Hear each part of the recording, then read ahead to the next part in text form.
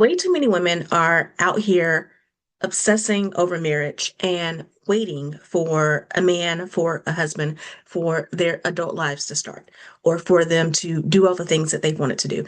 And if that is you, I am going to need you to stop doing that right now. Hi, my name is Keisha Rice. I am a dating coach. I'm a hypnotherapist. I help women learn how to heal from their unhealthy relationship patterns, identify those, and then create new, healthy relationship mindsets so that they can attract the love that they want on their terms. And this was actually not a video that I planned on doing today, but in my last video, there was a comment about how do you stop from idolizing marriage, especially as a Christian woman, and how do you get over the fear that you'll never find the right partner and that you'll never get married? Now, I'm going to address those two things in this one video, but I'm going to address them separately because I do think we're talking about two separate things. First of all, this whole idea of idolizing marriage. When I talk about idolizing marriage, I am talking about it in the most literal sense of making it almost to be a god or making it to be a god. And that manifests in the forms of constantly daydreaming and obsessing over it, spending more time focused on this than you are any other thing in your life. Believing that marriage is going to fix your life, is going to fix problems, that everything is going to be so much better when you do get married.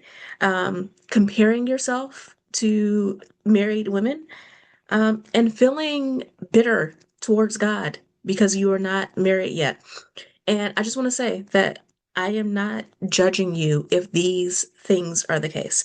The reason why I became a dating coach to begin with is because I had a bit of a quarter life crisis where it felt like all the things that I wanted in my life, people around me were getting them. My friends were in the relationships, marriages that they wanted to be in, and I was in the situationship that wasn't that great, right? I was having issues with my job at the time, and I had friends who were, getting new jobs, getting promotions, all of that.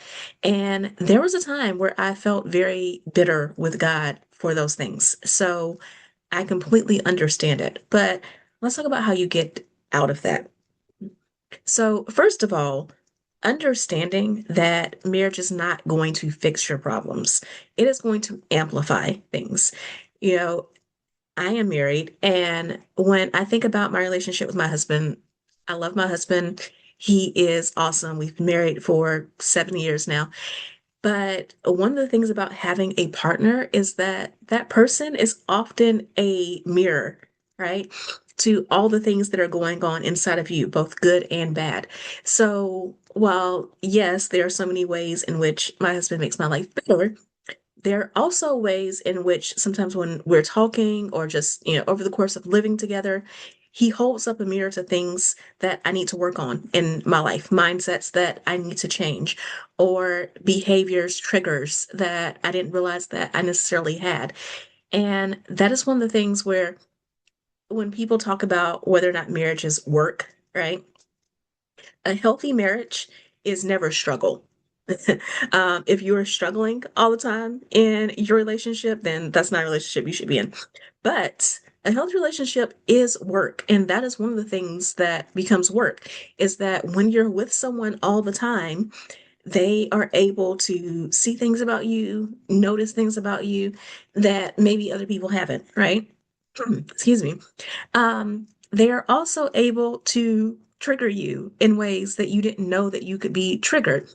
And if you have the right mindset and you are looking to grow and develop as a person, this can be a beautiful thing. It can help you say, oh, okay.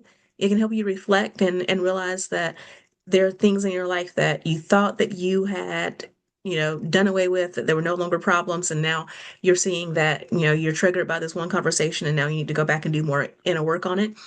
But it comes with knowing that that's part of the deal.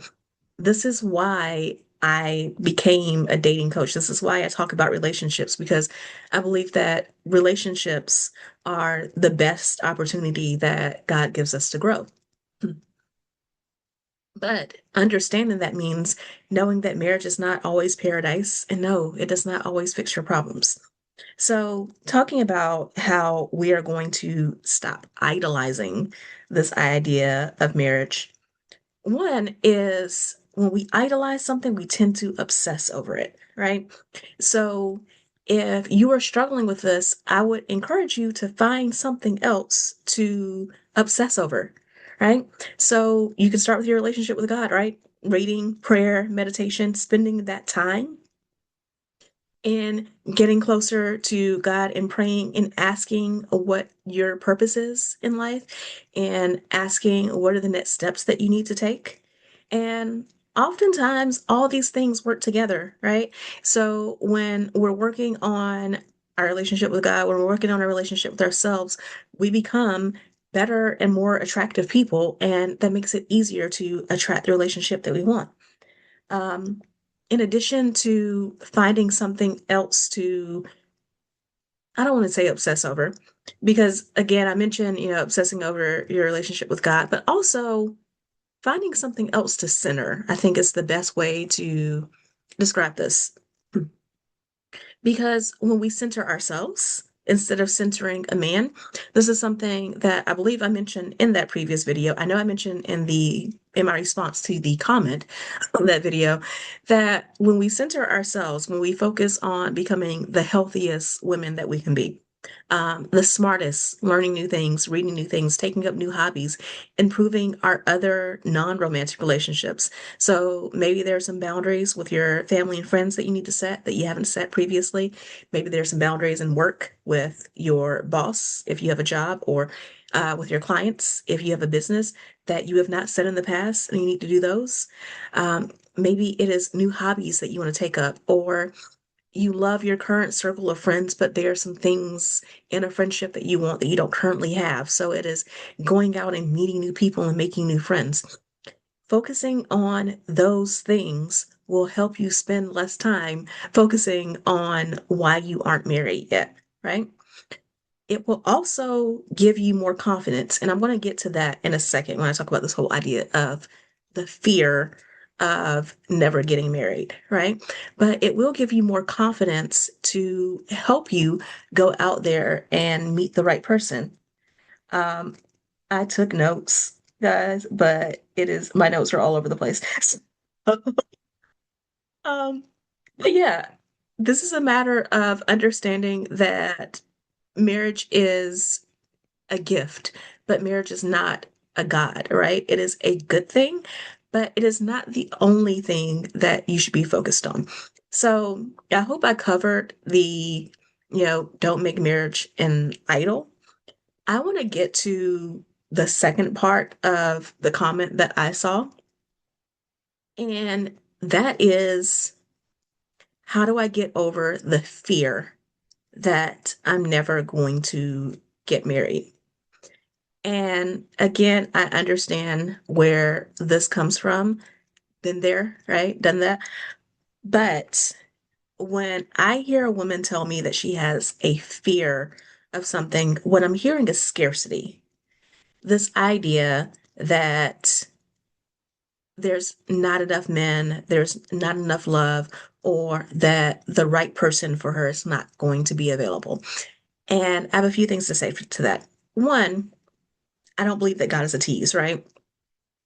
I don't believe that God puts desires in our hearts for no reason. So when we do have desires in our heart, I think that they are there because those desires help lead us to some greater purpose or some greater aspect of the story of our lives. If you have a true deep desire for marriage, one, I love to work with you. I do have coaching spots available, shameless plug. Um, but two, I believe that you have that desire truly because you're meant to find partnership in this lifetime. So if that's the case, then one, I want to get rid of that fear right there, that this desire is coming out of no place. There's definitely a place for this desire if you're having it. The other thing that I would ask of you is, what is the real fear? Right? Because you can say you have a fear that you're never going to get married. Now, when you have this fear that you're never going to get married, is this a fear of never being chosen? Because if that's the case, I would love for you to dive deeper into where that comes from, this fear of you not being chosen. Are there times in your childhood, or even in your early adulthood, are there times previously in your life, in your past, where you felt like you weren't chosen, or you felt like you were chosen, but you had to work incredibly hard to get that, incredibly hard to be chosen, or you had to sacrifice in order to be chosen? Are there times where maybe you were in a relationship, and this doesn't have to be a romantic relationship, this could be a friendship, or this could be your parents, right? Are there times where you felt like in order to maintain a relationship, in order to still be loved, or in order to keep the peace in a relationship, you had to change who you are, you had to get rid of standards that you had to let go of boundaries, you had to be disrespected in order to stay in that relationship? Because maybe that's the fear, that you could get married, you could find a husband, but that you're never going to find someone who's truly going to choose you. You may be afraid that if you do ever get in a relationship, it's going to be someone choosing a sanitized version of you, someone choosing not the real you, and that you're going to have to keep up with that fake version of yourself for the rest of your life, right? Um, Maybe this fear of never getting married is more of a general fear of never living up to societal standards, right?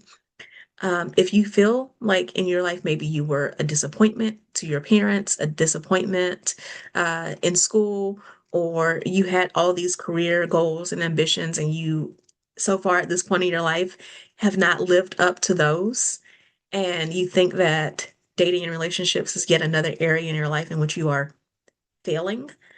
Um, First of all, wanting to get married is a goal, just like any other goal, right? When I think about myself being a dating coach, helping a woman get, find the right partner and get married, to me is no different than a career coach helping a woman get the right job or right career, or a fitness coach helping a woman get to her ideal weight or ideal muscle mass or anything like that. These are all goals, and I think that they are great goals. But back to this whole idea of idolizing marriage, these things are all one aspect of a person's life. And you want to optimize that as much as you can, right? But at the same time, we don't put this area of our life above any other area of our lives. So, first of all, there comes a time where you have to, I don't want to say downplay this as in completely get rid of your hopes and ambitions for finding the right partner and getting married, right? Because again, if that's your goal, if that's your desire, I think it is a worthy goal and worthy desire. However, there has to be a point in your journey that you recognize that you are perfectly okay and you are beautiful and you are great. You are fearfully and wonderfully made, whether you're single or whether you're married. You are fine just as you are. And finding the right partner, getting married, is going to add on to, how great your life is. It's not going to be your entire life. So, if you have this fear of not being chosen, if you have a fear of, thinking that you're not living up to a life that you're supposed to be living up to, I want you to start finding evidence that these things are not real, right? So maybe it's, the simplest thing I can think of is if it's societal expectations, for example, the expectation that you go to school, you graduate, you go to college, you get a job, right? If you did those things, you've already lived up to a lot of the expectations on you.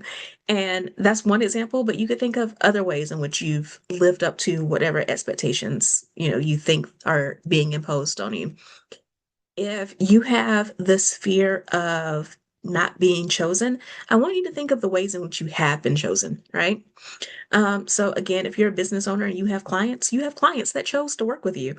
If you are in a career, that company, that job chose you, right? You have friends, your friends chose you. Even when you think about family, I know we talk about being born into family and all that, and you can't help biology and DNA. But you have family members who choose to talk to you and spend time with you. I mean, how many people do you know have cut their families off? So if you have really good relationships with someone in your family, a parent, a sibling, a cousin, or whatever, they're not just biological. They've also chosen to maintain a good and healthy relationship with you. If this comes from a fear of not being loved, then I want you to think of all the ways that you have love in your life. When I was single, I thought a lot about the love that my parents have for me, that my brother and sister have for me, and my nieces and nephews, my friends.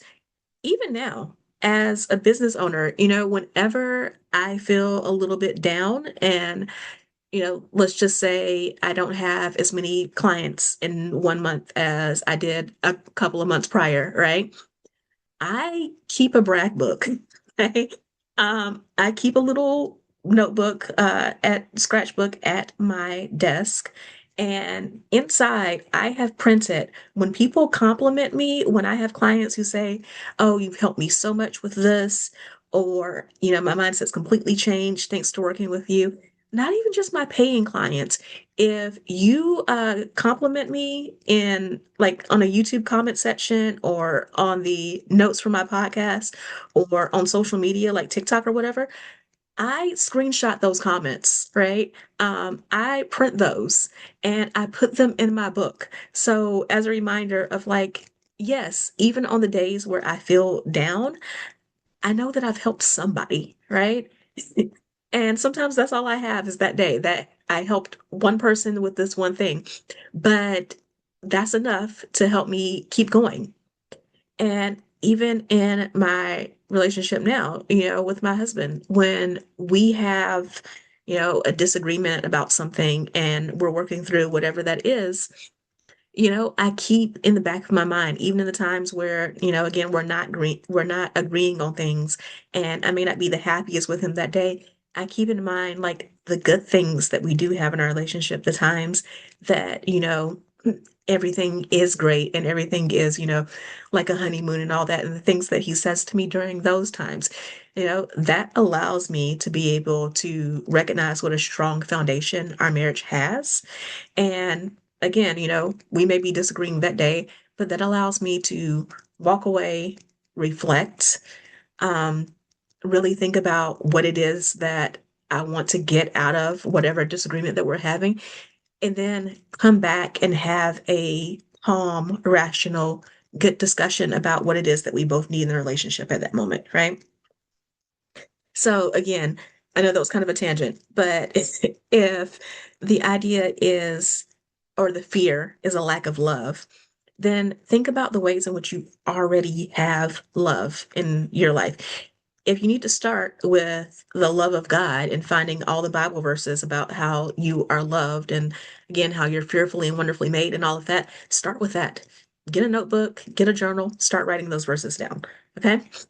So if the fear comes out of loneliness, then again, remind yourself of all the ways in which you are not lonely. This can be with your existing friend and family circle. You can make some dates and start spending more time with them. If your social life is not where you want it to be right now, no time like the present, sis, right? Get out there and find, new social groups that you can join. I actually was just thinking about joining a book club. I have made it my goal this year to physically read more books instead of just using like Audible and Kindle. And I was thinking, as much as I love my existing group of friends right now, not all of them read as much, at least not the ones who live close to me, read as much as I'm trying to do. So I am going to join a book club. That is in my plans for this year. So figure out ways in which you can be more social so that you are not lonely, so you're not constantly thinking about life by yourself. And of course, in the process of doing that, you also increase the chances that you meet somebody that you're compatible with and that you share some interests with. So, it could be a win-win. But understanding that you are not defective, right? Because you're not in the relationship that you want to be in right now. Let's be real. There are women who get married at 18, 19 and get divorced a couple of years later.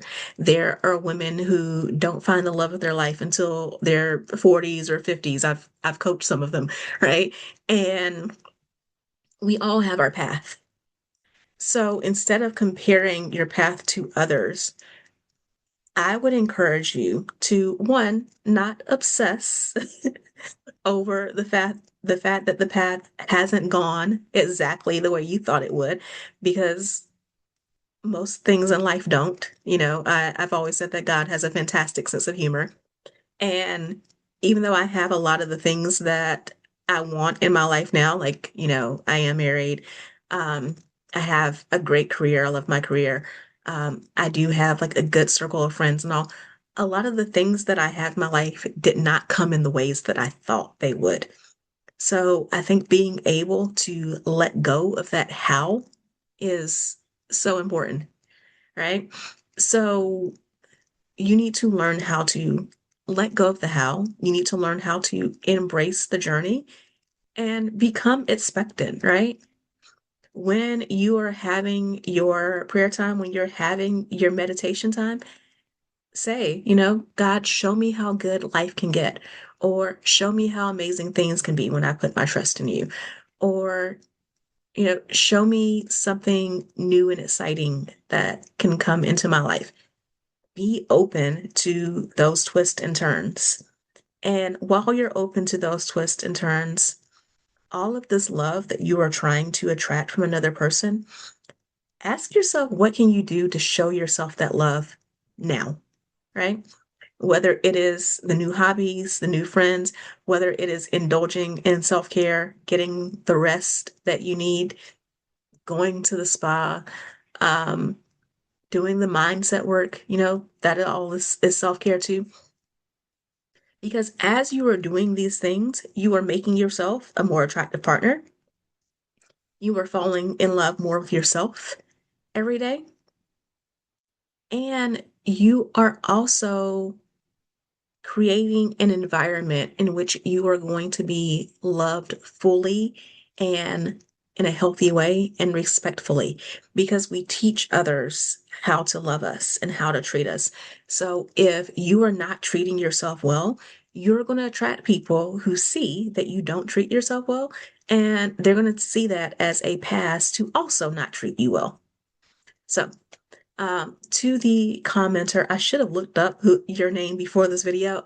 I am sorry, but I will tag you in this video or comment on the previous comment. Um, I hope this answers your question. If not, feel free to ask in the comment section and ask me to elaborate. Same with anyone else who is watching. Feel free to ask your questions. If you want to work with me one-on-one, I will have a link to that in the description.